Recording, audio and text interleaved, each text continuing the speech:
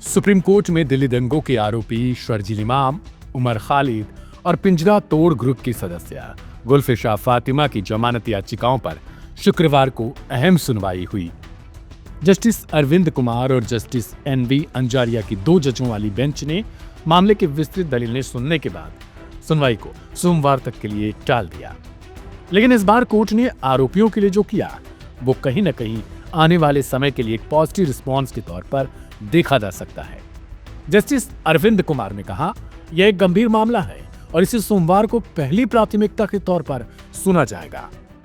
Court में मौजूद अतिरिक्त सॉलिसिटर जनरल SV राजू ने अपनी व्यस्तता का हवाला देते हुए सुनवाई को मंगलवार तक स्थगित करने की मांग कर दी, लेकिन बेंच ने साफ शब्दों में इनकार कर दिया। जस्टिस ने आगे कहा, नहीं, हमें फ्रेश सुनवाई करनी है। अपने साथियों से कहें कि सोमवार को वे मौजूद रहें, हम देखेंगे क्या कर सकते हैं। सर्वोच्च अदालत का यह रुख यह दर्शाता है कि न्यायालय इस पूरे प्रकरण को अब गंभीरता से देख रहा है और जल्द निर्णय भी चाहता है।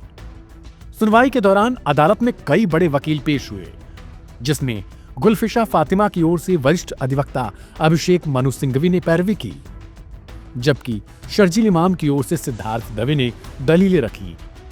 उमर खालिद की पैरवी वरिष्ठ अधिवक्ता कपिल सिब्बल कर रहे थे। सिंघवी ने अपनी दलील में कोर्ट से कहा कि मेरे मुवक्किल अप्रैल 2020 से जेल में हैं, यानी 5 साल 5 महीने बीत चुके हैं।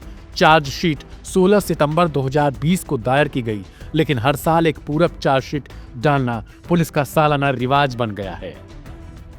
उन्होंने यह तर्क दिया कि फातिमा के खिलाफ किसी तरह के हथियार, एसिड या हिंसा में शामिल होने की सबूत नहीं है। गुलफिशा फातिमा ने कहा, मैं पिंजरा तोड़ समूह का हिस्सा हूं, लेकिन जिन जगहों पर मैं थी वहां कोई हिंसा नहीं हुई।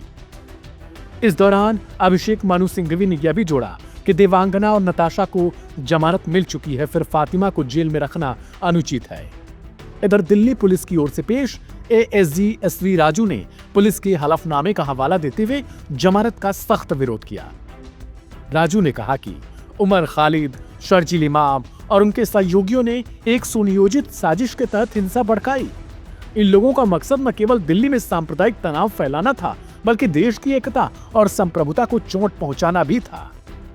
सरकारी वकील ने कहा कि पुलिस ने बताया क्योंकि चैट्स और बैठकों के रिकॉर्ड बताते हैं यह साजिश डोनाल्ड ट्रंप के भारत दौरे के समय अंतर्राष्ट्रीय मीडिया का ध्यान खींचने के लिए रची गई थी, ताकि CAA विरोध प्रदर्शनों को मुस्लिम समुदाय के खिलाफ नरसंहार के रूप में दिखाया जा सके और इसे एक वैश्विक मुद्दा बनाया जा सके।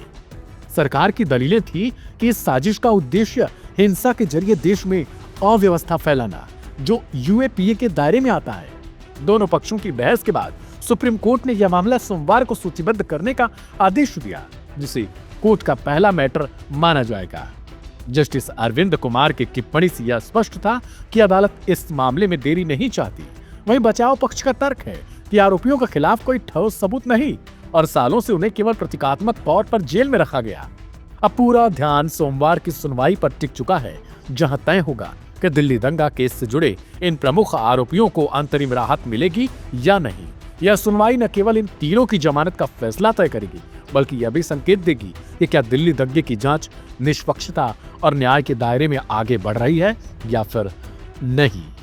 आपका क्या कहना है? कमेंट बॉक्स में जरूर लिखिए।